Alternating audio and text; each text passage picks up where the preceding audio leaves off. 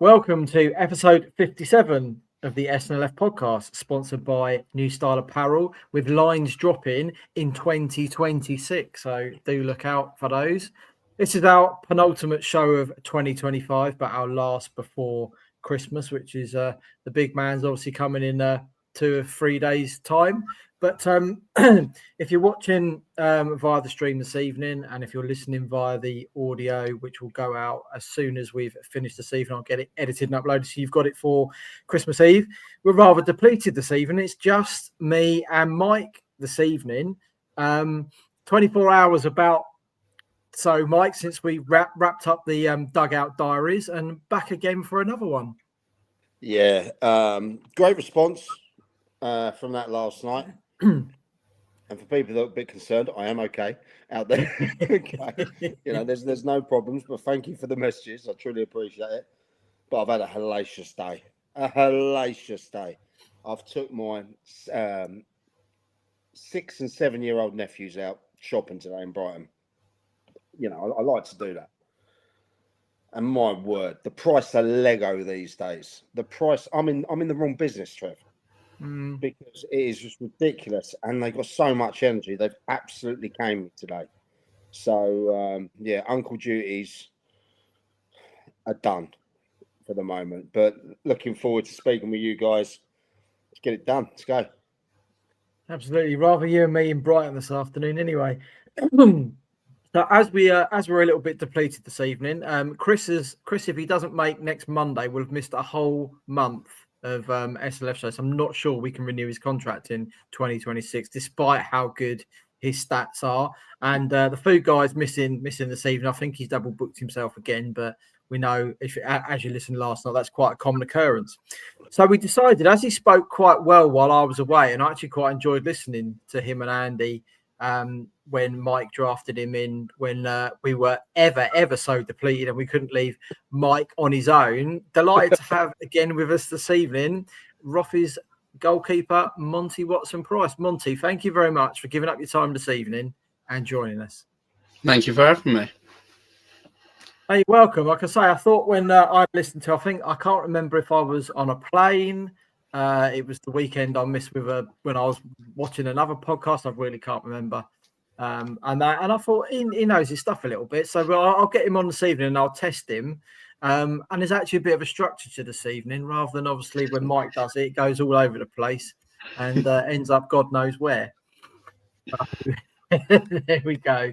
But just before we get into our usual roundups of the leagues and everything like that, obviously in the last couple of days, Crawley Down Gatwick and Oakwood released a statement to say absolutely devastated to learn of the untimely death of one of our former under 18 and first team players, along with another friend, in a tragic accident on Saturday evening. 2 young men in the prime of their lives whose passing will leave a massive mark on all of our footballing families. Rest in peace, Jake and Jensen.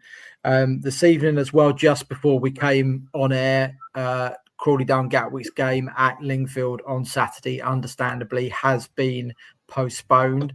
I haven't seen anything yet from Oakwood, but keep your eyes on social media over the next couple of days just to check whether they will be playing on Saturday. Right, let's get into last week's football, which was the first of the so-called festive period, which I think is a little bit loose in terms of we haven't actually had any festivities yet, but people are lumping it into a 9-point Christmas. So we'll start as we usually do in the National League South. And the results on Saturday, Eastbourne Borough went to Dover Athletic and won by 5-2. Horsham's unbeaten run, 16-game unbeaten run, I think it is, came to an end at home to Chesham United, losing by 2-1. And Worthing also hit 5 at home to Farnborough. This coming, I was going to say Saturday, but Boxing Day, when the National League South are back in action. Horsham head up to Dorking Wanderers for the A24 derby. And just as I looked before, I think this morning, there was only 40 tickets left in the Horsham end. And a midday kickoff for Eastbourne Borough against Worthing. And again, I think there was less than 500 tickets left in the Worthing end for that one. Mike, last week we were a little bit concerned at Eastbourne Borough, but they're not quite down and out yet. And I did say potentially that was one of the games at Dover they needed to go and win. Yeah, I mean, it's ironic now that if they win a game, next game, they could be out the relegation. Yeah. Which I think is fantastic for the club, because I think we both agree that club has to be in this league or above. It really does. You know, it's good for the area. It's good for Sussex football in general. But is this now where they kick on? They've obviously got a very, very tough game on Boxing Day. There'll be a bit of needle around that from what happened last year as well, if you remember. Is that why they've made it an earlier kickoff, do you think, Trev? No, I imagine that's probably on police advice more than anything else. It means that, I mean, I know there's obviously not a lot of watering holes around Priory Lane as it is, but it just means that there isn't the ability for anything or too much to kick off, because if Worthing fans there aren't likely to be many trains either. So a lot of them are going to have to drive over. So hopefully it kind of negates the need for any trouble to take place, but better to be safe than sorry. Yeah, I mean, I hope so, because, you know, two great clubs like that don't need the hassle of Christmas trouble at all. Let the football do the talking. But it's a banana skin for both teams, really, isn't it? You know, Eastbourne at home with their support that they will get, especially on Boxing Day, be packed out, coming against Worthing, who are absolutely flying at the moment under Hinch.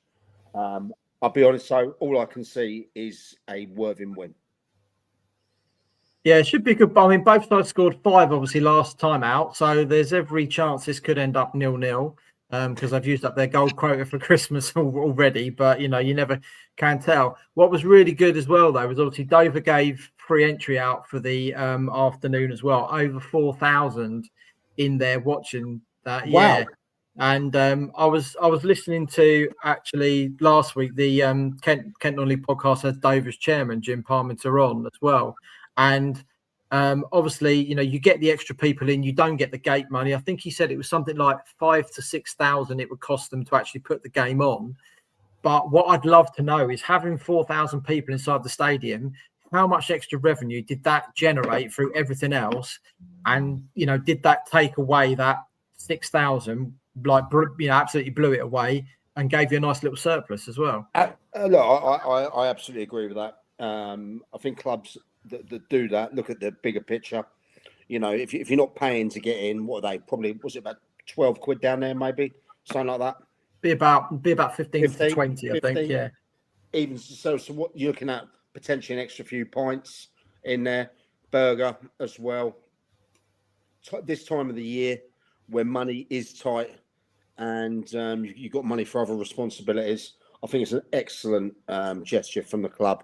4,000, that's ridiculous. That really is, you know. But many teams should look at that. They should look at that, especially over the Christmas period. I know it's one of their chock-a-block fixtures, but if you do look at the bigger picture, you know, and the fact that what it gives the fan is sort of like a thank you to the fan as well. You know, I can only applaud them for doing that. I really can. Yeah, certainly something you'd like to see a few clubs actually probably market it through the rest of the season as well, and just do it on an occasion where you've got a good side coming to town, but, you know, potentially it's not going to impact actually, you know, like a Christmas finance or anything like that. Monty, as we know, Worthing have been doing fantastically well. 1 point off the top and could potentially be on Boxing Day. The game in hand is actually against Weston-super-Mare, who are also a point off the top of the table as well. They've also got a tough game afterwards as well against Dorking Wanderers. So probably one of the toughest Christmas periods Worthing could have put together. Yeah, but you look at that and you go, would you back Worthing to get 6 points out of those games? Probably. I'd see them getting at least 4, because I see them beating Eastbourne. And then getting at least a point against Dorking, although Dorking are obviously, they've won 3 in a row, like Worthing, on great form, a team in the playoffs. But is that game against Dorking at Woodside? It's at Woodside, yeah. I'd back Worthing to win that one then, with Dorking's away form this season. It's not been not been great. I can remember looking back when just before I was last on, and Dorking's away form was like 1 point better than Eastbourne's. Obviously, that's a couple of weeks back now, but still, overall, I back Worthing to win those games. And the way they're going at the moment, you don't really see any teams stopping them. Especially Atwood's side, they've made it a fortress, and they'll just keep on motoring. Yeah, I agree. From this point, and who needs the stat man? With him missing, I think his job's under threat at the moment. Is Monty really here as well? Because he's not moving. No, his screen's frozen as well, so he's got a very good montage going on, I think. He's playing the old the game, isn't he? So yeah, he's playing it coy tonight, isn't he?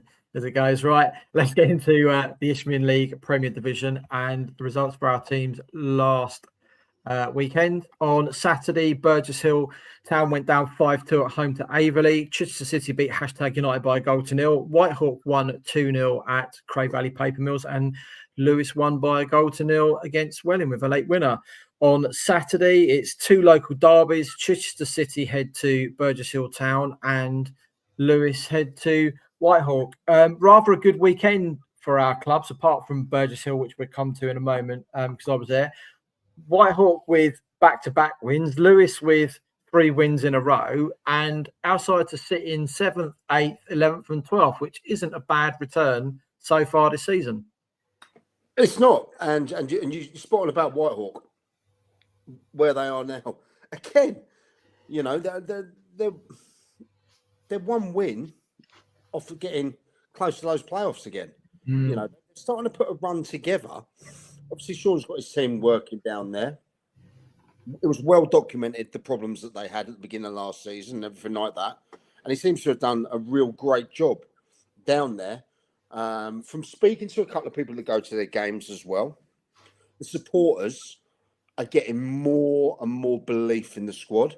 You're seeing more people turn up, which is good because a club like that needs it. And let's not forget, I'm sure Ryan Gaylor, our power there, is doing a great job behind the scenes in there. But that's a couple of big derbies they've got coming up in there. You could really see them kicking on now. I hope they do. I really hope they do. But it's good for us. Yeah, and I mean, Lewis as well, 3 wins in a row. We said as well about Craig Nelson going back. Was it a good move? Bit similar to Hinch going back in at Worthing as well. And they're starting to find a little bit of consistency as well. And, you know, they're only just off the playoffs as well. If they can, you know, do maybe a little bit the opposite of what they did last year and starting fast and finishing slow, turning it around this way, you know, every chance that they can finish towards those playoff places. But they're all trying to catch Averley at the moment because the rest are starting to move away a little bit. And I was at Burgess.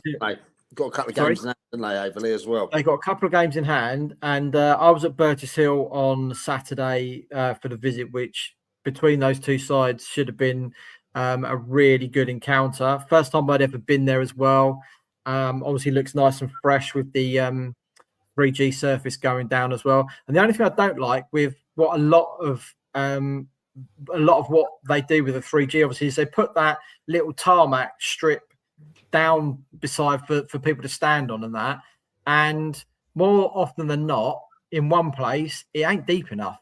And that's a bit of the case. No, that's a bit of the case on Burgess Hill side as well. On the stand side, plenty of room. But if you get a crowd in there, you have a lot of people on the grass, and there's a bit of an area where you could possibly you could add another stand to. I don't know, but it's absolutely everywhere you go, and not everyone's got, you know, a fence all the way around the outside. It's literally right at the end of that tarmacy bit, so it just looks like you've got all that space and, you know, a bit wasted. But anyway, back to the game on Saturday. Averley were absolutely relentless. I saw your updates. Yeah, I could see. Neither could I. I could see why they've only lost 2 games this season in the league if they've played like that every week. They were on it from minute 1. Burgess Hill weren't allowed to settle. And after 29 minutes, Averley were 4-0 up. Four shots on I target. couldn't believe. I thought it would have been the other way round. I was looking at these. I was at a game myself, watching your updates. 4-0 at half time. What went wrong? Aveley's press was superb, really superb. Won every second ball. As soon as Burgess Hill got any sniff of a bit of possession, they were right on top of them. Two very good wingers, George Saunders and Ryan Charles. Ryan got 2 goals in the first half. One was the easiest header he'll ever have in his life, where keeper came out for it, completely misjudged it, and he had an easy header in. The second one was allowed to ride 3 challenges, and then from 25, 30 yards, he just hammered it into the top corner. There's no way the keeper was going near it. George Saunders opened the scoring with a free kick that Alfie Mansell couldn't get near either. And they just got in again, that down the left-hand side, crossed the ball in, and Ollie Peters had a 2-yard tap in as well. But they just didn't let Burgess Hill play at all. Didn't help. They lost both Luke Gambin and Ben Pope to injuries in the first half. They had 2 under-18s on the pitch as well. So they're a bit light on numbers. But the quality in that starting 11 on Saturday, I thought, would have been enough to give Aveley a real good match. Second half, Aveley had a guy sent off. It looked like it was inside the box. The referee gave it outside the box. He got sent for his second yellow card anyway for pulling the guy back. And Burgess Hill scored from it. So it was only 3 minutes into the half. So you thought, could have a bit of a comeback on. And it was a bit of a training game. Aveley sat in and didn't really need to counter. I think Burgess Hill scored again somewhere around about, I want to say 75, 80 minutes to 4-2. But then Aveley notched another. George Saunders lobbed Alfie Mansell from about 18 yards out in the last 10 minutes, which obviously put the icing on it. And Burgess Hill were much better second half. And I really thought they were going to, really give it a go. Aveley defended really well. And again, as you said, they've got those 2 games in hand. They're holding either that last playoff spot or just outside of it. Everyone else underneath has got to keep winning if they want to have a sniff of the playoffs as well. Yeah, I think you're right. Mons, you there? Yeah, I'd agree with that. I mean, you're looking at it and you go, it's very much in Aveley's favour. Obviously, with all their games in hand, if they win their games in hand, they go second. So it just shows how good of a team they are. I mean, they've played 18 games and they've got plus 14 goal difference. And you compare that to Lewis, who have got negative 10 and are one place below them. So that's basically, like you said last season, Mike, that's an extra point. It's an extra point for them. So when you're comparing it to even the other teams in the playoffs, the only teams with better goal difference to them is Chatham and Folkestone Victor.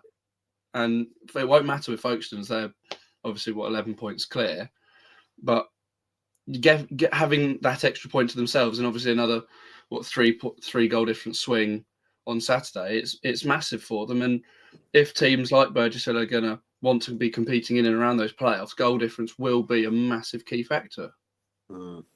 Yeah, I agree with what you're saying there, Mont, as well. For me, it could really only be Dartford that potentially drop out. I'm looking at, Chatham have got a game in hand as well. Aveley were there too. How far do you reckon it could go down, Trev, for a push in this playoffs? Depends, I think. If you picked up 3 points Saturday, you pick up another 3 this weekend, and you do it again on the 3rd of January, puts you in a really good spot. I mean, I was having a look at Burgess Hill's fixtures in the programme, and I think Saturday's game was the second of 5 in a row at home, and then they play 2 away, but then they play home away all the way through, the rest of the season. So their home form is going to be, I think, the big thing that they really need to concentrate on, getting the points at home and then just nicking the ones away from home as well. But I mean, they're doing as well as Chichester did last year, despite the fact they've got a minus goal difference match. I think it's -6. First season up. I know possibly there's a few players in there that have played that level before as well. As I said, they are struggling a bit with injuries. One of the under-18s that came on, I think it was Jake King, actually played pretty well when he came on. Alex Brewer was lively up front, replacing Ben Pope as well. So we know that they've got some good under 18s because they went deep in the FA Youth Cup last year. So, yes, I mean, there was a good crowd in there. I'm sure I thought it was 812, but I think that may actually have been Lewis. It was over 700, I think, as well. I think it's 735, which wasn't bad. There's a few made the trip from Essex as well, within that. So they're all nicely placed, which is, possibly a little bit better than we expected. And half a season of football left to kick on and get some more points as well. I mean, if Gary and Jay had looked at that pre-season where they are now at the Christmas period time, they would have bit their hands off for that from where they were. I absolutely agree. I think just these next two local, Sussex derbies, let's say, Chichester and Lewis. They're massive games. We could be coming back in like a couple of weeks and be saying they could be out of it, or now they could be really kicking on for it. So I hope they both do. I hope they all will, but they can't. They can't. They'll have to share the points this weekend. Right, let's get into the Isthmian South East Division. The results on Saturday: Sussex drew 1-1 at Deal Town. Eastbourne Town beat East Grinstead Town by 4-1. Crowborough Athletic won 2-0 at Erith Town. Broadbridge Heath went down 2-1 at Faversham Town. Hastings United beat Sheppey United by 3-2. And Three Bridges hung on to beat Ashford United by 5-4. On Monday evening, Broadbridge Heath crossed the channel and went down 3-0 to Jersey Bulls. This coming weekend, Hastings United head to Ashford United. Broadbridge Heath host Sevenoaks Town. Eastbourne Town head to Crowborough Athletic. East Grinstead Town host Jersey Bulls with a 1 p.m. kickoff. And Sussex are at home to Three Bridges. Some important wins for Eastbourne Town, Crowborough Athletic and Hastings United at the weekend. But a little bit of controversy it looked like in the Eastbourne Town, East Grinstead game. I haven't seen that, to be fair. Yeah, what happened there, Trev? What happened? Wizard. What happened, the Wizard? The angle I saw at, which was from behind the goal, East Grinstead had a goal ruled out at 1-1, so it would have made it 2-1 to East Grinstead. From the angle I was looking at from there, I'm like, great, you've got that, but it didn't look anything to me. When I've seen it from an angle miles up the other end of the pitch, there's a player on the goal line behind the goalkeeper when the player slipped it in. Yeah, so he's not actually offside, which obviously changed the, could have been a massive change in the game. Talk about luck when you're down on your luck. Yeah, do you know what I mean? Yeah. Those key moments there. Yeah. If it goes 2-1, look, apparently Eastbourne come out were a lot better second half as well, though, weren't they?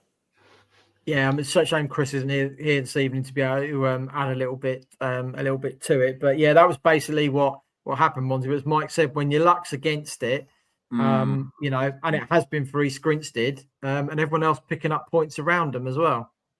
Yeah, I mean it's really harsh on East Grinstead, obviously, to not get that decision in their favour.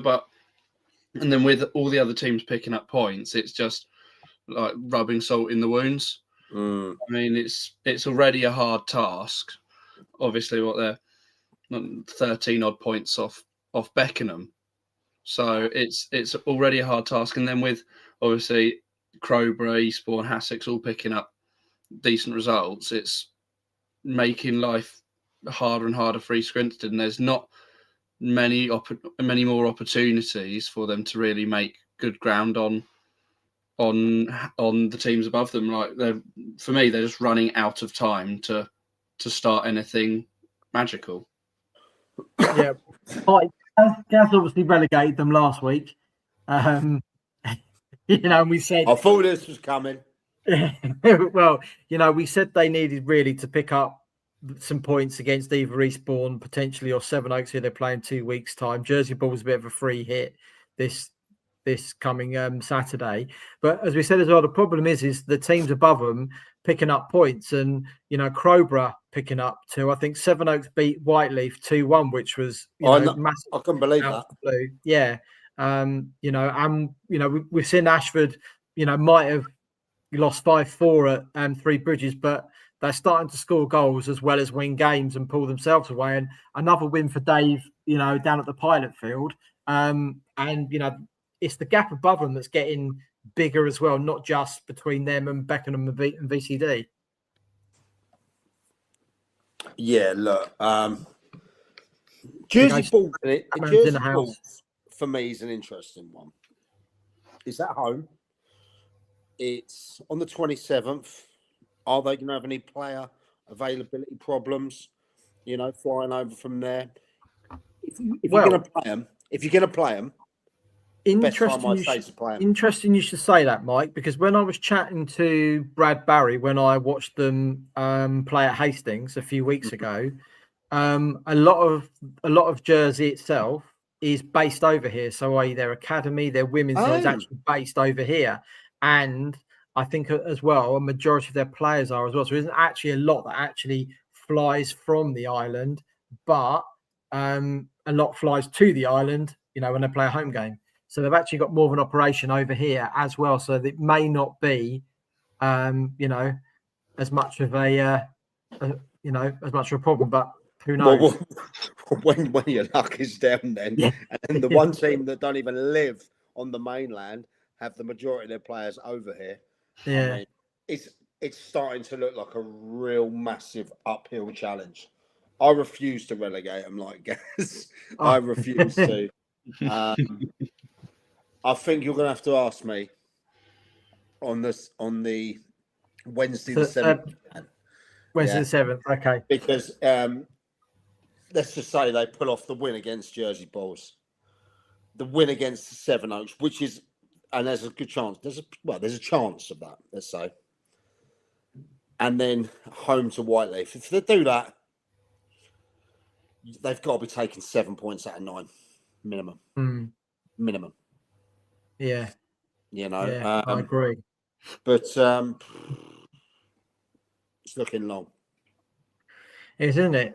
Looking long at the other end of the table. Three Bridges going to Christmas with a 5-point gap after beating Ashford United by 5 goals to 4. Another bit of a thriller up at Jubilee Field there as well. And this weekend as well, AFC Croydon Athletic against AFC Whiteleaf. A draw would be perfect for Jamie Crellin's boys, I think. Monts? I mean, looking at social media and what's been posted with Jamie Crellin being absolutely livid, and the Ashford manager being quite happy with the result. I mean, for Three Bridges, shipping 4 goals in a game is almost unheard of this season. But then to still be able to win a game, not many teams concede 4 goals in a game and still win. No, not many teams do that. So for them to be able to do that, and it just really shows that they're going to last the distance for me. I mean, they're like you said, 5 points clear, and even with Whiteleaf's game in hand, that's still 4 points clear, and 17 wins out of 23 games, only dropping points in 6 matches, and we're halfway through the season already. It's imperious. I mean, they're looking nigh on unstoppable, and you're looking at the teams following them. Who do you see catching them? Because for me, Croydon Athletic, they've got a really good team. Obviously, they knocked us out the FA Cup right at the start of the season, and I was thinking, wow, they're good. But then they've slipped up. They're dropping points. Whiteleaf, were looking really, really good, and then they've dropped a couple of points recently. Whereas Three Bridges, they just win and win and win and win. Yeah, I mean, Three Bridges' only reverse has come against Faversham, which probably was a game. Again, they conceded 4 in that one, finished with 9 players. That's been the only blot on the copybook, I think, in the last 7 or 8 weeks. As you say, quite rightly, Monty, the other sides have dropped points recently. Croydon have come out the back end of that and starting to string them together. And it'd be interesting probably to see how they do, having lost Louis Theopanis down to East Grinstead. But then I think they've gone and knocked 5 and 3 in the last 2 games without him. So maybe it's not going to make that much difference not having him. Yeah, possibly. Hassocks. They got Hassocks, so that's a big game for Hassocks. Big game for both sides, I think. To be fair, I know. I really, really want them to stay up, Hassocks. You know, it's a club I like a lot. Some really good people in there. Great chairman, who is a really, really good guy. If they can take a point in there, it opens it up, doesn't it? It really does. You know, we're obviously going to have a better idea of this come 2 weeks, but I think what Monty and you are saying, Crellin's lot are relentless at the moment. And not only that, they're entertaining as well. They're really, really entertaining side. Yeah. So how much of that is to do with the surface they're on, because they get to obviously train consistently with that part of it, possibly, but take nothing away. It will take a good one to finish above them now. Yeah, I think you're right. Yeah, absolutely. What else Right. is going on? How's our boy Chris getting on? Simo? Mid-table, about 11th-ish, I think, on about 33 points. Yeah. Oh, and he's got 3 bridges away in Jan. Seven Oaks. What's a little surge from them? Have they gone a little run? I like Who? Broadbridge. Broadbridge. Yeah. Yeah, I think the top 4, I think, are now well away. So it's just really sides trying to cling on to that last kind of playoff place. Jersey's win over Broadbridge on Monday evening has put. I think they've still got a game in hand, Jersey, so it's put them a little bit closer. If they win that, they'll be in a good position. Obviously, if they beat East Grinstead on Saturday as well, that pushed them closer. But I think probably the top 4 will be as they are come the end of the season, and a bit realistically a little bit like last year. Everyone's playing for that last playoff place. It's who can be the most consistent, I think, and put a run of results together. Yeah, I think you're right, there, mate. If you had to nail your bet to your chest, who are you saying at this time, lads? I'm going to go Mersham. You're thinking? No, I mean to actually win it. Oh, to win it? Yeah. Oh, I would say 3 bridges at the moment. They've got the firepower with Noel Leighton and Reece Hallard, which is why they got 5 at the weekend. I haven't seen them play this year. I'd back them to pass most teams off the park. The side I think, if anyone's going to come close to knocking them, will be AFC Whiteleaf, because their squad is good. It's on paper, it's probably got half the squad at least that can play step 3 without any trouble. Okay, would be there. And then for the last playoff place, I actually think Mersham or Herne Bay. It's not really changing much from where it is at the moment. No. What about you, Mods? I'd near enough agree exactly with what Trev said. I'd back 3 bridges to win it, as obviously with their current run of form and the players they've got, they're looking unstoppable. And again, Whiteleaf with the players that they've got, with the likes of Slav Huck in goal, you can't really write them off until mathematically it's not possible for them to win anymore.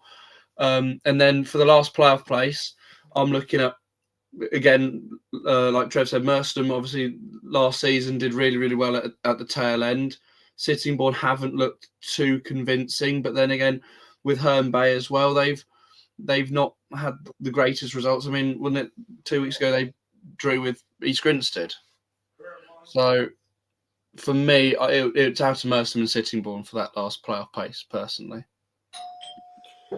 Yeah, I think there's not much I can argue against that, but I'm going to give Jersey Bulls an outside chance of making that last one.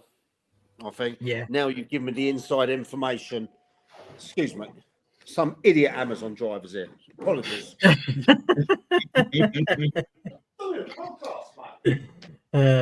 Yeah, Whiteleaf team is a joke. There are some very good players in that team. I know a lot of them. Anna Fitzcarroll singers. No, it's Amazon actually. There are a lot of the Whiteleaf team that ended up as title winners after the combined counties fast last year and played in the Vars final at Wembley. They didn't change too many from their team. Right, let's get into the Isthmian. I said it was Amazon, not Carol's. Mate, that Amazon geezer has been at my door 4 or 5 times today. Why can't they just sort it out? We got one van, bring it in. I mean, like, have a day off, mate. Depends how many more. Depends how many more. Yeah, it is probably. Depends how many more he's got that round your route, whether he can get them all on his van. None of them are for me. Furious. No surprise. Right, let's get into the Isthmian South Central results on Saturday. Littlehampton Town won 2-1 away at Bedfont Sports, and Bognor Regis Town ran the leaders Leatherhead close, but went down by 3-2. This coming Saturday, Bognor Regis Town finally returned to Nywood Lane as they host Fareham Town, and Littlehampton Town are at home to in-form Moneyfields. We've been saying it for a few weeks, Monty, as well. Bognor obviously heading back home on Saturday. Everything seems A-OK and ready to go and that. What kind of crowd do you reckon they're going to get on Saturday? A big one. A very big one, personally. It will be because it's your return. Give us a number. Give us a number. I'd say I'd expect 800, at least 800. That's what I was What's this at? This is Bognor. Bognor at home for the first time this season, aren't they, on Saturday? Solid 800 because you got it's your return home. It's a festive fixture. There's I'm not sure about the fixtures that are near there, but I'm not sure there'll be many. No, so it's one of the few fixtures down there. It's your return home, and when we played Bognor a couple of weeks back at Chichester, I can remember talking to a couple of people, and they were saying they just cannot wait to get home. Yeah, it's the big thing. It's very similar to the Three Bridges situation and the Chichester situation from a couple of years ago. You're waiting to get home, and then you'll kick in, and especially since it's your first fixture and it's fallen so nicely being a festive fixture. I can see, because festive fixtures are always better attended. I mean, I can remember last year playing. We were at Hassocks for our festive our game on the 28th, and there was 600 odd in the door then, I believe. And when Hassocks went to Haywards Heath last year, there was 800 in the door, and that's at step 5. This is step 4, a really well followed club, a big club who's playing probably below the level that the club probably should be. They will get a really solid gate that day. Mike, the start of 3 home games for them, with Littlehampton visiting on New Year's Day, followed by Horndean on Saturday the 3rd as well. Really big chance to kick on the season with 9 points, isn't it? Do you know what I'm looking at? I know they might be 8 points away from playoffs now. Okay, they might be. Do not back against them not making a run, as you said. And there is those.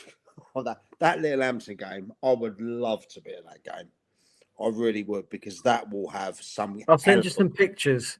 Are you going? Are you? More than likely, yeah. What end are you going to be in? Or are you going to be? I doubt it. It won't be segregated, but I'll just be loitering. You'll be floating about, will you? Floating. Yeah. Well, obviously, I'll get a little bit of hospitality from Bognor because of writing their program. So. Carla makes the sure old prawn sandwich, Trevor Nell. Yeah, and cups of tea.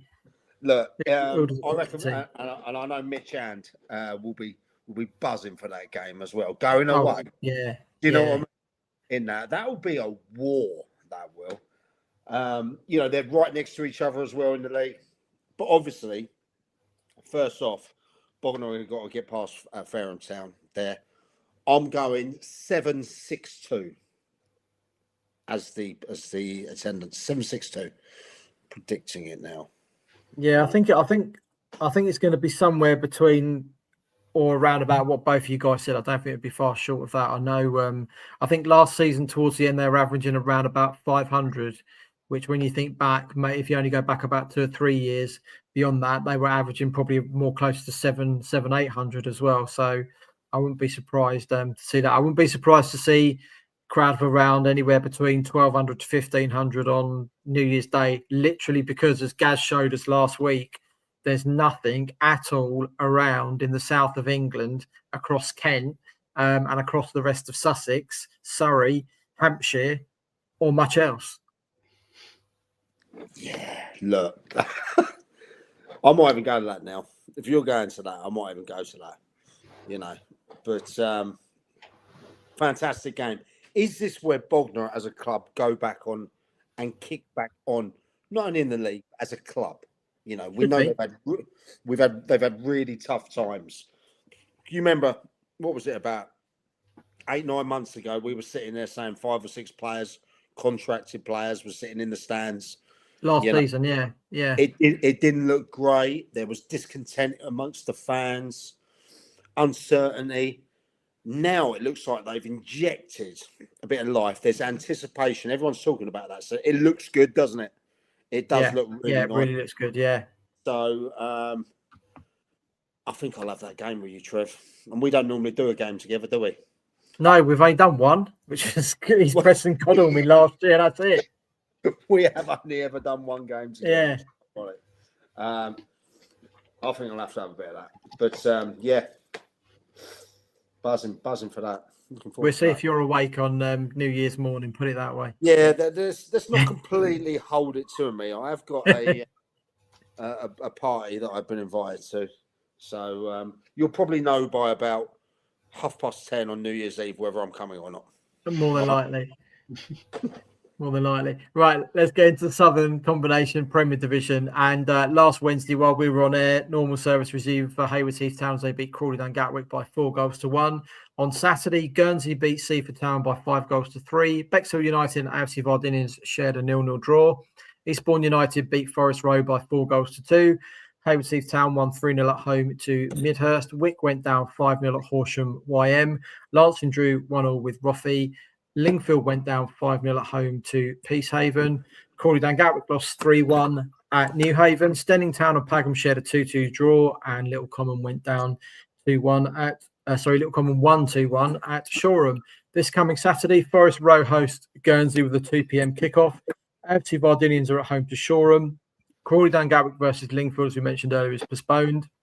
Bexhill United are against Little Common. Pagham travel to Midhurst and Eastbourne. The Battle of the Havens between Newhaven and Peacehaven at Peacehaven. Roffey host Horsham YM. Eastbourne United head to Seaford Town. Stenning Town host Hayward Heath Town, and Wick are at home to Lancing. Mons, tell us about your game against Lancing on Saturday. Game of two halves. Very much a game of two halves. Proverbial. Yes. I mean, first half, going into half time, it wouldn't have been unfair to say we should have been 4-0 up at half time. We had so many chances, but just couldn't finish. But then coming out in the second half, it was all Lancing, to be fair to them. They were on top the entirety of the second half. We didn't really challenge them going forwards. But again, that goes back to what I commented on the podcast last week, was the consistency that we just need to try and find. I mean, going into the game after the Hayward Heath game, we were like, we want to try and name the same team as you always want to do, but we picked up injuries in the week in training. I mean, I think we've had to change 4 different players. I mean, we had to change our number 10, our wingers, our right back, our holding midfield player. We had to change. We had a player drop out injured in the warm up. No. We had a centre back go down in two centre backs went down injured during the game and had to be subbed. The centre back. So I'm looking for some of that Christmas money. I'm available. It's always going to be tough when you've got that the number of injuries that we do, but we're not the only side at the end of the day that have injuries. Everyone's got injuries, but unfortunately for us, it seems that all of our injuries are hitting at the same time. Monty, can I ask you a question, mate? And go on. Any complacency? You've gone over there. You've turned over Kev Green's well-oiled machine the week before. You're looking at Lancing. They've had a rough time this year. Any complacency in that squad brought in that added to that? I mean, probably. I mean, everyone subconsciously would have been a little bit complacent, going, "Oh, we've just beaten the best team in the league. Well, we don't need to really try against Lancing." I mean, when we went 1-0 up quite early, and then we had the chances to bury the game, and then second half we're going, "Oh, we've dominated that. It'll be the same in the second half." And then Lancing came out all guns blazing, and then full credit them, scored an absolute worldie to make it 1-1 in the 90th minute, fully deserved. Always the 90th minute as well. 90th minute, yeah. So you've dominated first half. You potentially should have put the game to bed first half, and you scored. You scored after 13 minutes as well. Yeah, and credit to Lancing, they're fighting. As Kevin Keegan would say, they're still fighting. You know. Well, it looks a spicy game, though, mate. 6-7 bookings. Oh, it's Don't say anything. I know you're a ref, and I know you're. I'll say stuff. I don't care, books, mate. So. I will be honest, and I've been honest speaking to people as well. The standard of officiating in the county leagues in the last 2 years has been worse. Wait, watch that. I love that comment. Brilliant. Monty. Monty. You are back on the Christmas card list, my friend. Wow. You realise you're not getting any games now, don't you? I like that though. Look, I don't want to talk about officiating because I'm in enough at the moment with that. I just had to pay I had to pay that 30 quid fine for that personal hearing today as well. Furious about that. That's 6 points. Anyway, Can you drink? At the locals down the line. I'm not sure if it's the actual standard of officiating. I think it's the lack of officials coming through as well, which means you're giving some of the more crap ones or ones that are not ready chances to make mistakes potentially. But if I speak, I am in trouble. So I'll continue speaking. I'd agree with you there, to be fair. I'd agree with you because speaking to the referee we had on Saturday, it was the third game he was appointed to for that day. Third game in a day? No, so he was originally meant to be at Arundel and was taken off. He was then moved to like East Preston, taken off, and then he was then put on our game instead. Because obviously with the way the refereeing system works, all level 4s so if you're a level 4, you referee step 5, and then you also run the line in the Isthmian League. So on the weekends where you've got a great number of Isthmian teams in Sussex at home, we very quickly run out of level 4 referees to come and do step 5. So then you have to then drag the level 5s up who are trying to get promoted but aren't quite at that level yet. They're having to drag them up too soon to do fixtures, where if you give them more time to build and give them like nothing games, then it allows them to build confidence, build all the time. Like you see it in the Premier League, you see these Championship referees coming up and they're doing mid-table clashes because there's nothing on the line. But the county FA currently are forced into bringing up the referees too soon due to the lack of referees that we have in the county. Yeah, and I agree exactly what you've just said and what Aaron said. Good comment there, Aaron, in there. But I don't think, and I never defend them, I don't think it's a Sussex FA root problem. It's the fact that, does anyone want to be a ref? I mean, you're a referee, Monty. You know, for the money, I've mentioned it a few times, for the money you get paid, what? Say you did a decent game, you're looking at what, 50, 60 quid, something like that, maybe 60, 70 quid? Is that what it is? Yeah, about 80 quid for a step 5 game. But yeah, right. And if you get like a couple of 100 people yelling abuse at you over the space of a couple of hours, yeah. And not only that, then I've mentioned it before, You go and pick up your burger and your chips in the bar. You go and sit in your own with your little group, and that. I don't envy that job. At the same time, if we haven't got enough coming through, there is going to be a big problem because I've seen quite a few decisions this year in this league that you think, not sure. And I've also seen a couple of big high-profile games where maybe some less experienced refs have been put in charge of them. Yeah, I know they've got to earn their stripes, so they've got to get that experience of the big games. But it's interesting. I wonder if there should be a new initiative to get more ex-players into refereeing. Yeah, well, they've got that. They've got there's a new initiative in the professional game. So if you play professional football, there's now an initiative to put you straight into a referee's pathway to really push you to get into refereeing. But there's not as much of a push in non-league football. I mean, I was speaking to a referee who officiates in the National League South, and he started refereeing once he stopped playing. But there's nobody there's no push. There's no, you stop playing, or why don't you now stay involved in the game, start refereeing? I mean, he started refereeing when he was 38. So, I was approached when I ended up to do it. And you know what? I thought this would be quite easy. Being an ex-player, you'd be able to see different patterns of the game. You could probably anticipate way things are going to go. And you also realise, that some tackles are not meant to be those kind of tackles, rather than playing by the book. And I just come to the conclusion I didn't want the ball ache. I didn't want it, And I was seriously, the only time a referee wins when nobody speaks about him.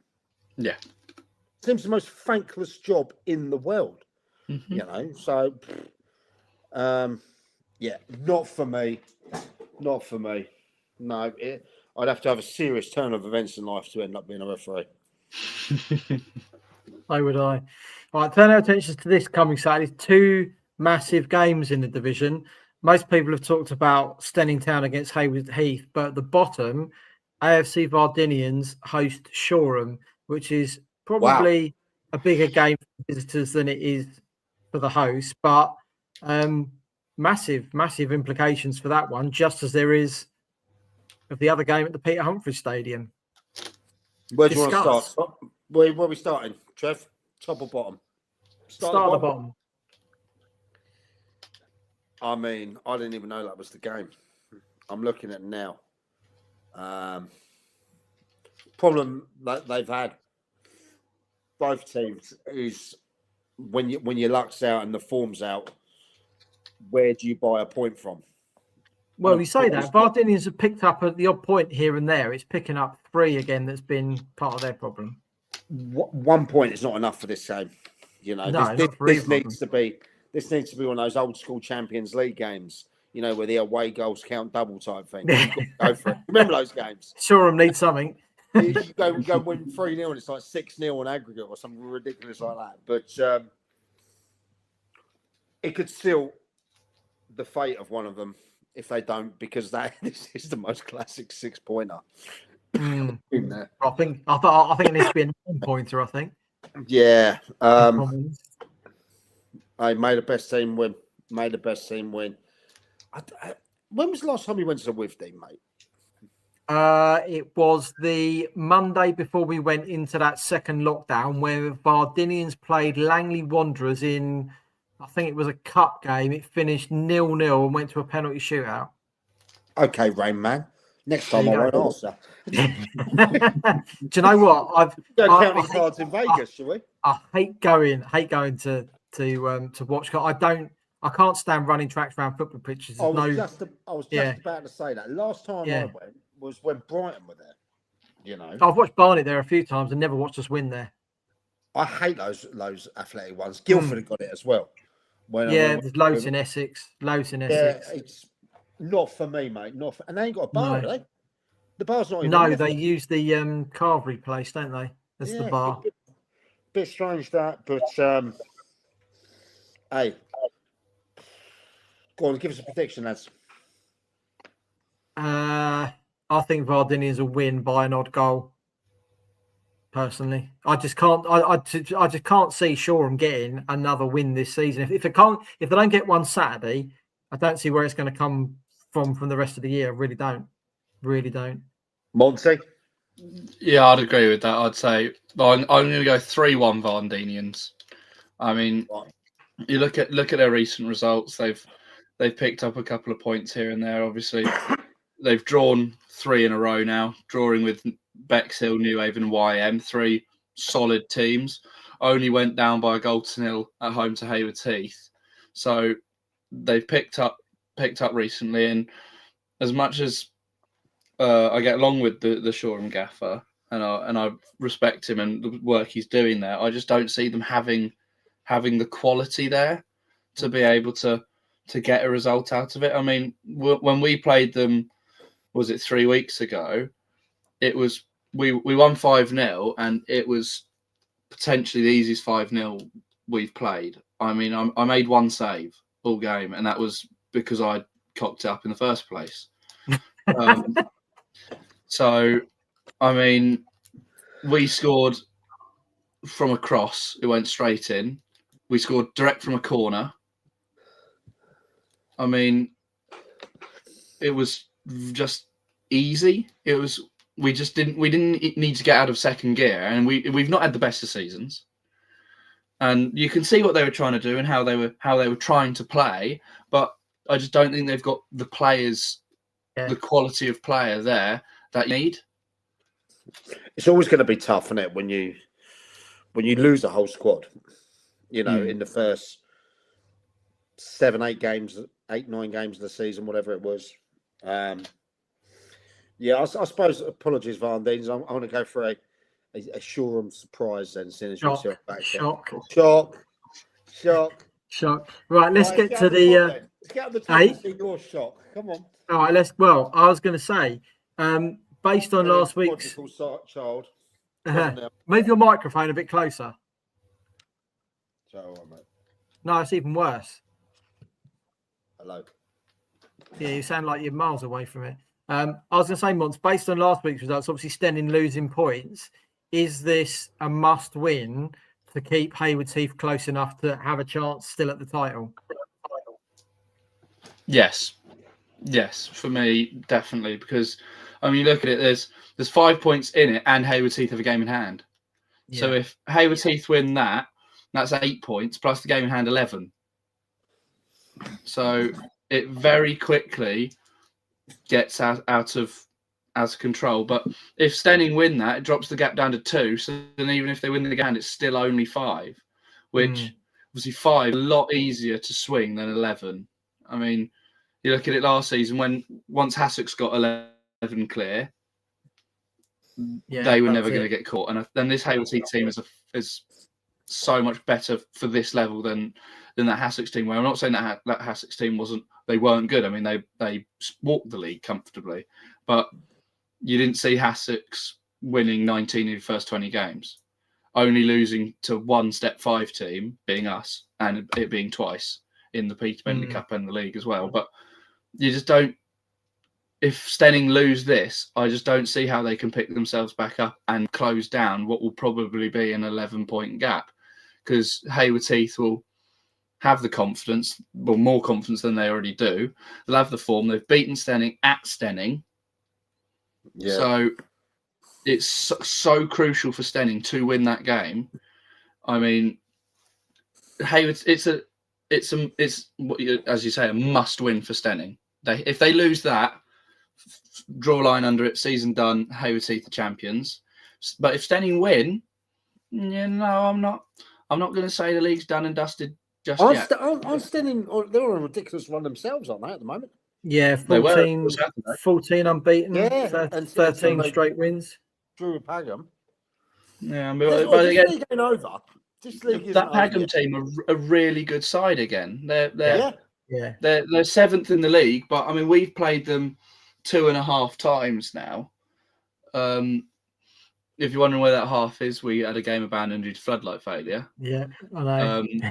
But so we played them 2.5 times, and they beat us. They beat us 2-1 with a 95th minute winner at our place in the league in the replay of the game they got abandoned. Then we beat them on penalties in the Sussex Senior Cup. But Lemmy's always has a really solid team, and he's gone into Pagham, got into a tricky situation with the way they finished last season, and have got them playing some really, really good football. They got some really good players down there, and so full credit them getting something against Steyning. And I mean, we picked up a point against Steyning, but that's the tricky thing for Steyning. They seem to drop points at smaller pitches. Pagham's not a massive pitch. We don't have a massive pitch, and they struggled because they couldn't play their football. Because obviously on Steyning's pitch is a nice big 4G. You can play nice football. You come to the Theatre of Trees, and we've got a really small pitch. It's really bobbly, and it's really tight in. It's quite tricky to play big, expansive football on it with the style of pitch. And Steyning have seemed to have struggled on smaller pitches like that. How do you see it going, Mike? Potentially game of the season. Not only that, it's the festive time of the year. That'll be packed. That game will be packed out. Probably record crowd for the season in that game alone. Haywood Seaford, they'll take a fair few down there. I know some of the people over there, and they're taking a couple of coaches down there already. Do you know they know, and they're having it.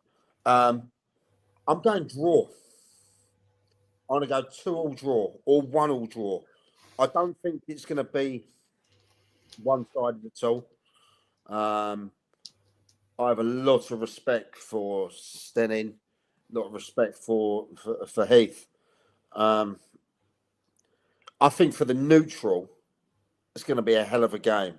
You've got players like, Schumann, Barnes, Jarvis, Ben, all over the shop, I mean, look, it's an all-star team. You can watch there. So it's like watching the East versus West all-star game, And obviously with the previous histories, manager coming over from there, Kev was there. Will the pitch play a difference? Heath used to that grass pitch.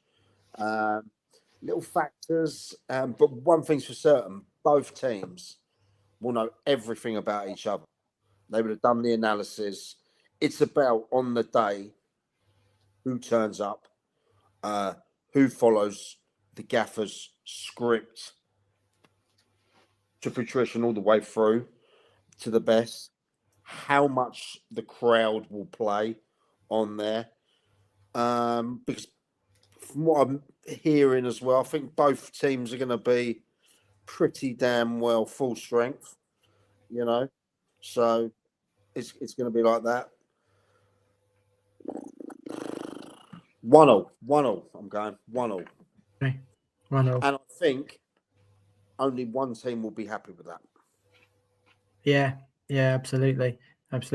Just before we move on as well to Division 1, I want to mention Eastbourne United, an unbeaten December so far for them. And if I remember last year, they started quite slowly. Who's reffing it? Big factor. I don't know. Monty, have a look. Monty, do you know who's reffing that game? I can have a look.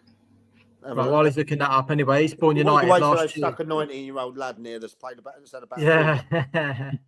Good shout, Russ. I imagine someone's gonna be good on it. Started slow last year, came good finish in the playoffs. Are they going to do the same again this year? Because if you look at their defensive record, there's only 2 teams that have conceded less goals than Eastbourne United so far this season. Blimey.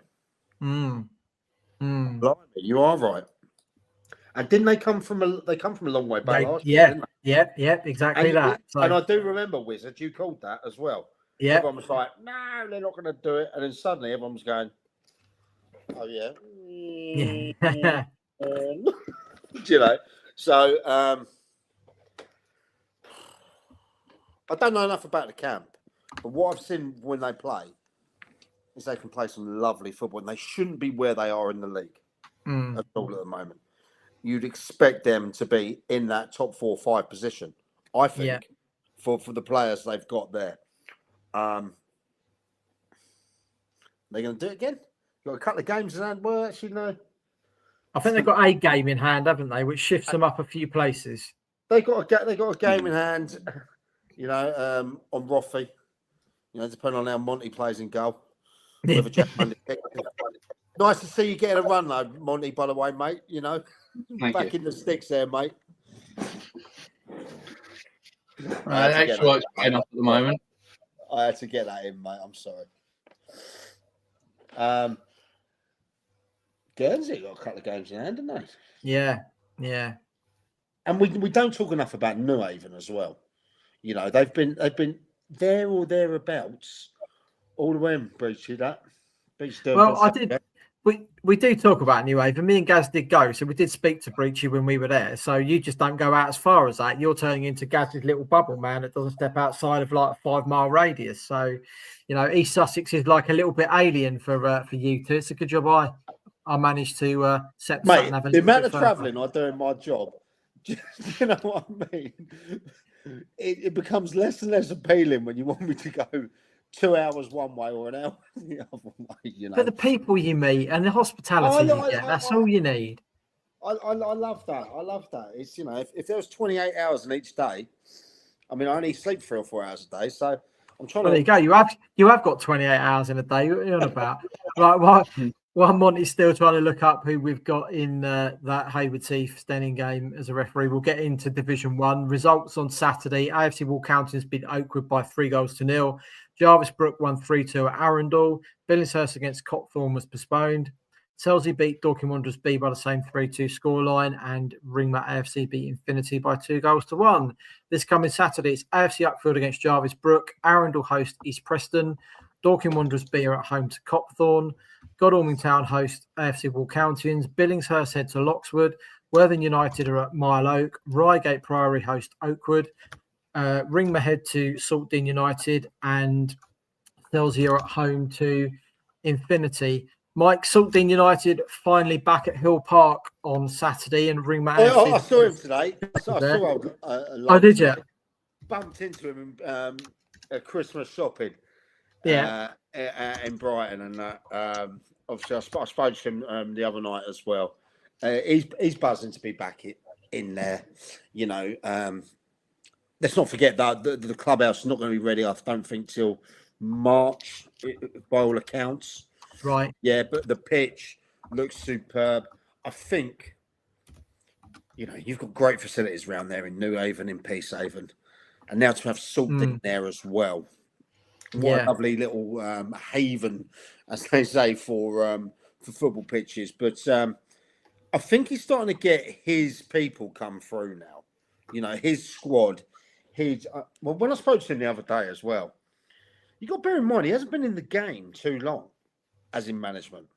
You know, and he still has. He was telling he still has that player head on him, as opposed to management. So he's putting it off well. He really is holding low, you know. So look, I'm really, really, really happy for him. But hell of a game against is it Ringmer, isn't it? Is it Ringmer? Against Ringmer, yeah. Who last week pulled off an absolute great win, didn't they, against Infinity? We'll talk about that one in a sec, because I thought that was a ridiculous result. I really did. But Saltdean, Ringmer, same kind of surface, you know, nice little derby game. 2 teams with managers we know really well, great guys.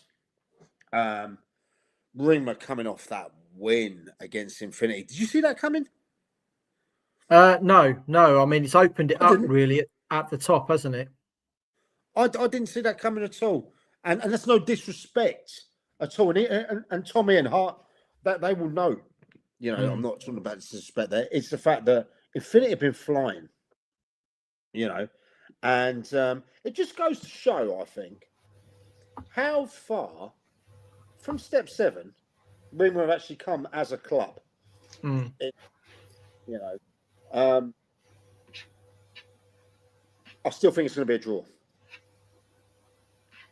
I think it's going to be a draw. Saltine Ringmer.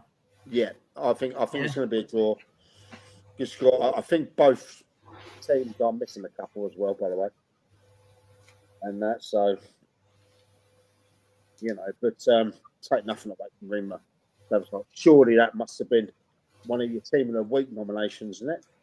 Quite potentially. There weren't very many this week, I've got to say. And I'll come to that one after we've done a step 7 anyway. Mont's in that bunch as well that's really come up, and we've mentioned them a couple of times over the last few weeks, has been Selsey. 1 win in the first 9 games. They've won 7 of their last 8, which is some record they're putting together down there. Yeah, I mean, Selsey aren't a team I've come across much. Obviously, I've not been in senior football for long, but I've made the trip down there. Nice little refereeing appointment. It's a long way, isn't it? It's a long way. Nice refereeing appointment to run the line down there on a Sunday afternoon. Was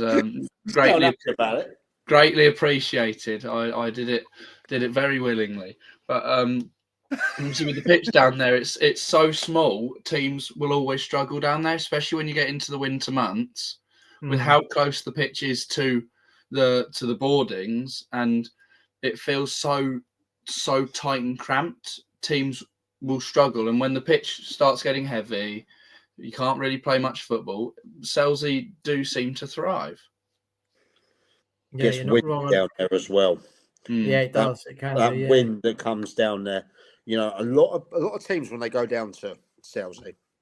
And by the way, there's some great people behind that club. Really hospitable people. Every time I've gone down there with whether it's East Preston, whether it's Arundel, other teams like that, I've always had great hospitality from nice people down there. But the one thing that does catch you is that crosswind, and that can turn where it is. Oh, what's that? What's Food Guy doing? Hello, Food Guy. Hello. What are you doing? Did you have to turn up? I was going to slag you off in about 10 minutes' time, so if you can come back after that, that'd be grand. Nope, I'm staying now. How rude. As we mentioned, though, Selsey's great record. This Saturday, they come up against Infinity, who have won 6 out of 9 away this season. So that game, I think, in Division 1 between those two is without a doubt game of the weekend in that division, despite Saltine heading home. And not only that, Trev, they had scored 19 goals in 4 games away. Have they? Yeah. All right, they battered Copthorne, which is a bit of a free hit at the moment, but they still put 5. What is what it is, isn't it?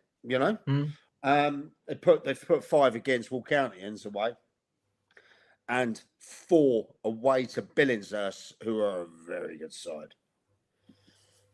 So, Last minute food Gareth, I missed you, mate. I haven't seen you for like 24 hours. It's been a while, hasn't it? Okay, are they treating you nice, Monty? For last minute food review. Yeah, just about. Are they doing all right? Yeah. But it's stats, honestly, I'm not sure we've got room for Chris. I really am not. If Monty can do graphics as well as Chris can, or even better, do you know what? I think we've got some competition for places here. We'll have to see if we're affording the budget, really, aren't we? Oi, how comes you're taking the credit for this as well? I know you brought in Monty Watson-Price, the most poshest name in football. Let's remember who gave him his apprenticeship a couple of weeks ago, okay? He signed for us, Monty. I'm not having none of this. No, that was just non-contract then, the pair of them. He's looking at a good 6-month deal here. As he goes. Right, let's get into step 7. Results last weekend, the Southern Combination Division 2 Cup quarter-final. Russington beat Ferren by 2-1. In Division 2, Bosham and Southwater shared a 1-1 draw. The games at Brighton, Electricity, Capel and Rudgwick were postponed. Aylsham Town beat Chester City B by 2-1, and Storrington and ASC Brighton Rangers shared a 3-3 draw. I was yes, there. Michael? I was there at that game. I thought you were going shopping. I did. I went shopping, and then I managed to slip in the old Storrington game. What a game that was, by the way. What a game. Jordan Suter scored a free kick from 45 yards. I shit you not. And yeah, it's pretty. He then went and scored again. This is the first half. He went and scored again from about 25 yards against ASC Rangers. 3-0 up, Staunton. Really? And I'm thinking, right, playing well, you know, everything doing well. Second half, drew 3-0. AFC come at them, and they could have won. They could have won. You know, it was disappointing, really, because when you go in at 3-0 at half time, they've either been really complacent, or the other gaffer for ASC, who seems a really nice guy, has actually put a rocket up the team's arse because they came out, and I'll tell you what, Soz were holding on, which was a shame. You know, I've got, I like the club over there. I'm treated really well over there, say. But make no mistake about it, Jordan Scooter scored one of the goals of the season for me. 45-yard free quick kick. Albeit, I think the ASC guy in goal maybe isn't the goalie. Do you know what I mean? If he is, he could be one of the smallest goalies I've seen in the league. Well, he kept a clean sheet second half, so not too bad. True, but he shouldn't have conceded the 45-yard free kick, put it that way. I reckon you would have saved that, Trev. Yeah, righto. Not sure about money. Right, the Mid Sussex Premier are on their winter break at the moment. In the West Sussex Premier, yeah, they don't play. Didn't play last week. They don't play next week. I don't think they play on the 3rd yet. Haven't they got any fixtures up? West Sussex did play last weekend in the Centenary Cup. The games at Harting and Selsey Reserves postponed. Horsham Crusaders went down 5-3 at Southwater Reserves. Petworth lost 2-0 at Stedham United. Watersfield and Dell United drew 1-1, with Dell United winning 3-1 on penalties. Wittering United beat AFC Fishbourne 6-0, and Billingshurst Reserves and Ashurst United was postponed. In the Premier Division, Angmering against Holbrook Olympic was postponed, and they're now on their winter break for the week. Right, that's all the results rounded up. Team of the week for this week. I was going to ask, who did you go for? Because you sent me a message at 11:30. But if I tell you, this is where I was going to slag. Go. This is where I was going to slag you off. So I'm going to anyway, even though you're here. I did send him a message about 11:30 this morning, and he read it, and then read the next thing that I sent to him as well, which was Shiloh Remy signing for Worthing from Chelmsford, and then, pardon my French, or not pardon my French, fucking ignored me for the rest of the day. So I've chosen it on my own. He's had no influence in it whatsoever because he's been an arsehole. So team of the week this week is Ringmutt AFC for their win over Infinity. Literally, I agree with that one. The only other candidate really was Eastbourne Borough, because I didn't expect him to score 5 at Dover in front of 4,000 people either, which was a fairly decent performance for them. But there wasn't a lot else that stuck out. I mean, you know, Roffey might have been in with a shout if they hadn't conceded a 90-plus minute goal, but just one of them things, really, isn't it? Monty, were you in goal? Yeah, unfortunately. Can I just say, at 5 o'clock this morning, the boss phoned in sick on our last day before Christmas, 20 deliveries to go and do, and I had other stuff to go on and, as well as that. So, yes, I did read your message. Yes, I did go, oh, shit, I need to reply to that. And then I went, fuck, I ain't replied to it. So, yeah, I've had a fucking manic day. Look, at least I made it on. I said I wasn't going to make it on at all. You've had a manic day? What, doing 20 deliveries for the coffee? I've took a 6-year-old and a 7-year-old out on Christmas shopping all day, mate, in Brighton. I went from Alfold to Seaford. Just to give it a little bit, on the day before Christmas Eve, so Christmas Eve, when going to be Tom, Dick and Harry, right, is driving, I've lost track of how many car accidents I've seen today, and people really need to learn to fucking drive. Since the guy drives a BMW. No, I don't drive a BMW, actually. I drive a Ford Courier. A Ford Courier or a Volvo XC90. I'll let you pick which one's better. Well, you should be a top-class courier then, shouldn't you? Anyway, have you discussed the Grinstead losing 4-1 at the weekend? I'm assuming you have. You've been and gone, mate. Sorry, you're so late. Right, am I still on? Are you going to agree with me yet? Gareth, we've been through this, mate. Right. You'll have to listen. You have to listen back to it to find out what he said. I'm not relegating them yet. You're not. Okay. Are we got a podcast next week? I'll ask you next week. Yeah, next Monday. Next Monday. You keep asking. Monday. Monday. You're going to a game. You're going to a game on Tuesday. So am I, potentially. Yeah. That's what we're doing Monday. No, I am going to a game. Where are you going? He's going to Worthing. Hold on. Worthing versus Dorking. Worthing versus Dorking. Because he's got Team of the Month to present. Yeah. I told my missus, I went, babe, I'm going to need you to come on the pitch and take a photo of me and the guys at Worthing. She went, fuck off. Is that the 30th? Is that the 30th? Yeah, 7:45 kickoff as well. Is that at home? Yeah. No. It's up at Dorking. Of course it's a fucking home. The ticket's red. Yeah, Dorking are red. Yeah. He's just come on. He's come on. I know. He's giving all Billy big bollocks, isn't he? Yeah, up a little sherbet tonight, and I. Coffee today, mate. Nobody's buying up a little sherbet. Gaz, any burger review? No, you've not been to a game, have you? I haven't been to a game in 3 weeks now. Yeah, look what I said. Look, we spoke about these Christmas and you have to go and listen to the podcast.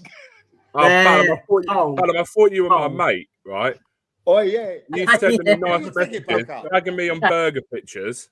Put your ticket back up, Gaz. Go on. Huh? Put your ticket back up. There you go. Dorking tickets are almost red. Nibble. Of course they are. Any shout outs, anyone? No. Yeah. Gaz, where's your Christmas jumper?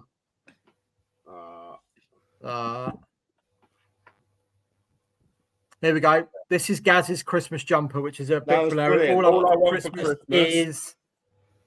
That was brilliant. Burgers. Have you got a burger review for us, Gaz? No, I haven't been to a game in 3 weeks, mate. We hadn't noticed. Sorry, mate. No, sorry, I didn't know. Don't come on here, mate. Don't come on here. 95% of the show's over. Have a little poke at everyone. Have a moan because you've had a bad day, mate. You know what I mean?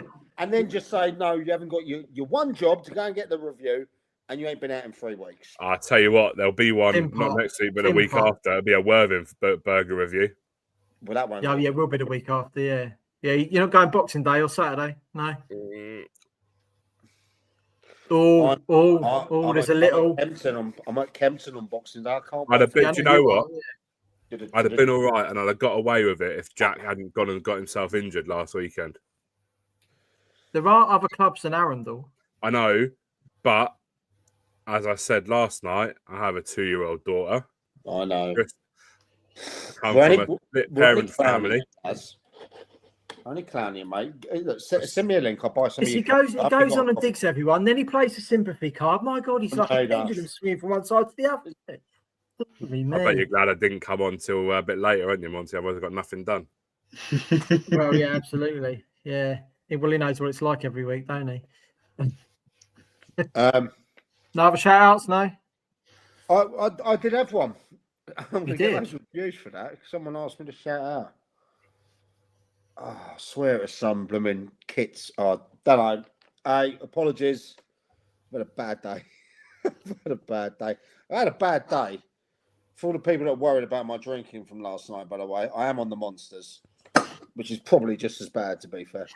So it's 863 grams of sugar in the last 15 minutes, and that Gaz, are you concerned? Nah.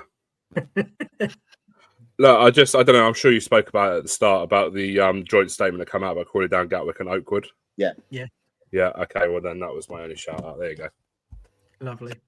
Well, the only thing I shout out is my Christmas jumper, which if you can read it, just about goes. No, that way. Yeah. Oh, I don't know. Anyway, by all means, enjoy it. Yeah, and then it's Neil Warnock. Yeah, but enjoy I've got a ticket for the old Heath Vars game, by the way. I'm going on the old coach. I'm sure the other 49 people on that coach are absolutely ecstatic to hear that I'm going to be on that coach with them. I think I'm going to Lee Penn will be on it as well, won't he? No, he's not going. He's not going, mate. He's not going to Great Yarmouth. No. Oh. No, I'm on my Todd, which is a bit lonely. Well, to be fair, my cousin is going to be on there. but we don't always see eye to eye, which can be on. But I got It's like- invited to on Crawley Down Gatwich's coach. We Right. got invited. Yeah. So you two are going to go to that one. I'm going to No. go to the other one. I'm in Spain that weekend. La la la la. Mm. Yeah. Yes, I'm looking forward to that. I think there's a couple of tickets still available for that game as well. But I've got a really busy January coming up. Looking forward to it. Monty, can you put me in contact with Ricardo and get me some tickets for Old Trafford, please? Jesus, no shame of you. No shame. Unbelievable. I'll see have you been to the Theatre Trees this year? Me? Yeah. Yeah, you. No. Have you been? No. Monty, Absolutely not. have I been? I assume yes. This I season? viewed you there, mate. What do you mean? Yes, Right. yes. You've been I was up in once. the old thing. Yeah, you've been once, which was only a charity match. How many times have Austin Roffey played this year? Only. It wasn't Roffey in a county league game. How many times have Austin Roffey played this year? Once. At least once. This looks like Hayward team. So I'm one up on both of you. Anyway, it's not a competition. I'm just shamelessly plugging. He gets about a bit, doesn't he, old Ricardo? He's here, there, and everywhere. I see it on Instagram. Well, that's his new job, isn't it? Is it? Now he works for his brother's agency now. So right, I did think he plays quite a bit for our 23s. Yeah. So he got sent off 2 weeks ago for the 23s. Yeah. Can you have a word with him and tell him that Bruno shouldn't be leaving United as well? I'll be furious if that happens. Absolutely furious being a Man United fan. Anyway, Anyway, right. So, Boxing Day, Mike, you're at Kempton Races. Yes, I am. Bucket list for me. Look, for people that know me now, I love a bit of the racing. Used to have a bit in a couple of few horses as well. So, but my tip for the day, I've got 3 tips for the day. Well, 2 tips really. Sagino in the Christmas Hurdle and Gaelic Warrior in the King George. So yeah, I'm going to taking my son, my daughter, my wife, and my nephew. Going to have a little bit, get all dressed up, and I'm going to try and get on telly. You know, in that parade ring. We'll see him streaking around the course, won't we? I'm going swinging his blazer around his head. I'm going to do something that I will get on telly. You wait. Something's going to happen. I'll tell you. I'm not going there for no reason. You know, in the old like windows enclosure and that. Yeah. I've got something planned. It sounds like swinging his todger around, won't we? It's going to be Mike. He's going to be arrested, isn't he? That's what's going to happen. So next week's pod on Monday, Gaz, it'd just be me and you, I think. No, Mike will be in the Thurles and Chris will be elsewhere. We'll have to have Monty back on for the stats because, he's just a decent replacement for Chris, isn't he? As it goes. And possibly Sten in Saturday? Well, yeah. I mean, I've been invited up to a game to Loxwood. Problem is, it's tough with the transport around there, isn't it? And that in there. Have you just bought a new car? Huh? I've bought a new car. Bought a new Mercedes. Yeah, thank you, mate. Do you reckon you could go to the football and just not have a drink?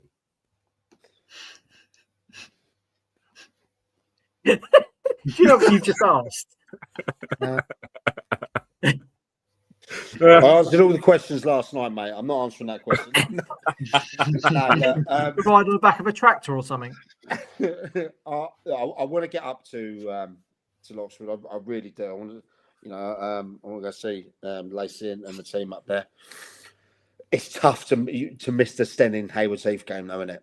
That. So I think I've got to go there, and Sten do probably one of the best burgers around, anyway. Well, according to the Bundesliga.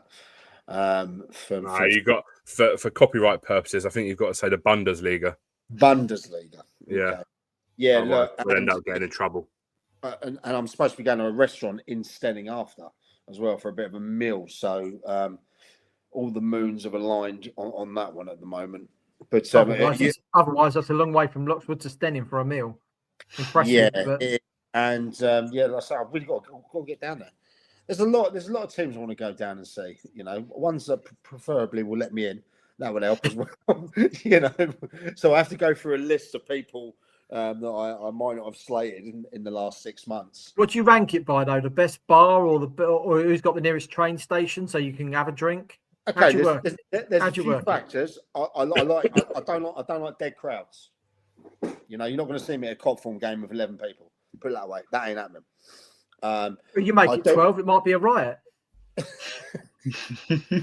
might get a game for them at this thing. Wow. No, and I do like the fact that I like the tasty games. The ones where it's going to be a bit of a needle in it. It's tough to go against Stenning Haywards Heath on a festive game.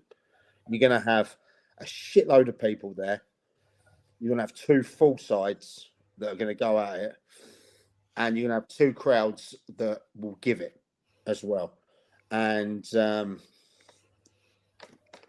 look, it's tough to not go to that game, isn't it? And I haven't been there on an official game capacity this year. I've been on charity game capacity, but not there. So I think that will be in. Where are you lot going anyway? Monty, where are you playing? We're at home against YM.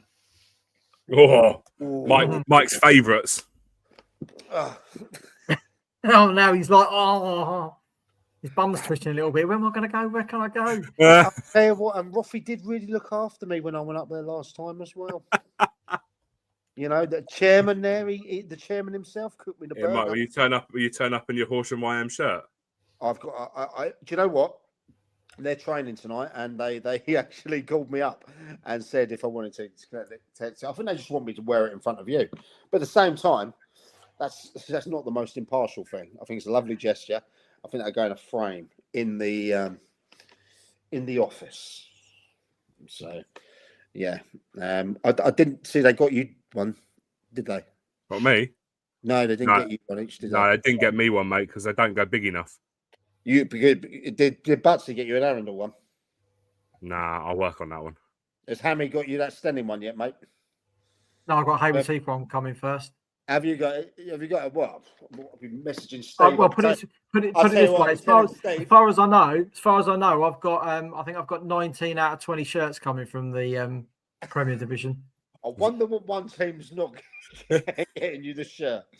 Well, someone said something about something to wash the car with, so I might have one for that. I don't know. Dear. White numbers on white shirts. I'm sorry, but whoever came up with that needs sticking in front of the goal and shooting. Dear. Shocking idea. Shocking. That'd be a good game. That will Roffy YM. That'd be a really good game. And do you reckon you'll get much of an uplift on the crowd? I'd expect so. Yeah, YM seems to have somewhat of a good following, so I'd expect a slight increase. Nothing dramatic. It won't be a 200-300 turnout. It'll be solid 150, I'd expect. But it's a derby. It's always going to attract more people. Obviously, this fixture last season was what started our tricky finish, but obviously we're right up for it. They'll be right up for it. 2 teams who can beat anyone. Really, you've seen they played really, really well this season. They deserve to be where they are in the league. We've got some good results this season. We've just been little bit inconsistent, but with the way we've been playing recently, it's been one game really good, one game slightly worse. So maybe this is falling on our really good game as we've just had that Lancing game. And yeah, I mean, you say you've had it tough this year, Monty. You've had some restrictions behind the scenes, and that have made it a little bit more tougher for you to do. And I know that's fact, but that's been done in a sustainable way because you have the new stadium coming in. Yes, which is going to be fantastic. We've seen the things. It looks incredible. It's over the road, and so yeah. And just going back to what Russ said about that referee, the referee for that game, that's Greg. Is that Greg? Is that his name? Greg. Greg. Oh, I know what Greg you mean. Walker. Nice, solid referee, according to Monty Watson Price. He's got a good reputation. Yeah. So it's good they've got someone in there. But I've seen him a few times. I think, personally, from the touchline, I think he comes across as really arrogant. But I don't don't mince know. your words, lads. Look, that's just what it looks like from the touchline. I'm sure he's a really nice guy, and if the players like him, that's all that really matters, right? I just in fact, I actually think I've got a video of him getting smacked square in the face last season at Sussex. What, Oh, I was there with you for that game. I think Yeah. was that the Hayward Heath game Yeah, when they got with the a ball. trophy? yeah, Yeah. got smacked square in the face with a football. And do you know what? I actually, not only did I video it, I then re-put the video out and I zoomed in on the ball hitting him square in the face. I'll share it in the group chat. Monty, I don't have you, but I'll try and send it on Instagram or something so you can see it. Okay. Ask him about it. I bet he's so chuffed with that if he's watching. Yeah. Anyway, look, I reckon there are. that's just my opinion. That's just what I see from the sideline. But yeah. There are definitely a few that watch refs and a few that work for certain organisations as well that watch. Otherwise, how do they guess what I say every fucking time? Yeah. All right, Mourinho. Right, that's it. I'm done. Next podcast. Yeah, Mike's done for good. Mike's just going to sit there mute, isn't he? And he's going to give hand signals every week, so we've got to try and guess. It'd be a bit like give us a clue, won't it? It'd be a little bit Lionel Blair in the top end of the studio. Mike's swimming against the tide, as always. Right, that's it from us for this week. We'll be back next week on Monday, as is National League games on the Tuesday evening. So a few of us will be out as those. Thanks very much, Monty, for joining us this evening. Yeah. Thank you for letting me back on. You're welcome. And thanks for Gaz for turning up. Monty's brilliant. Love Monty. Thanks for having me, guys. Everyone. That's all right. And then, you never know. Might actually, I know we won't have a burger review next week either because you won't have gone to a game over the weekend. No, I won't have gone to a game over the weekend because it's Christmas. That's a barren. If you want to buy some coffee, last minute coffee for anyone. Naked Bristol. Oh no! Don't! No! Not for Christmas. Please do. Please do. No, Gaz wants to work tomorrow. He'll deliver it tomorrow if you get your order in by midnight this evening. No. He promises to get it in.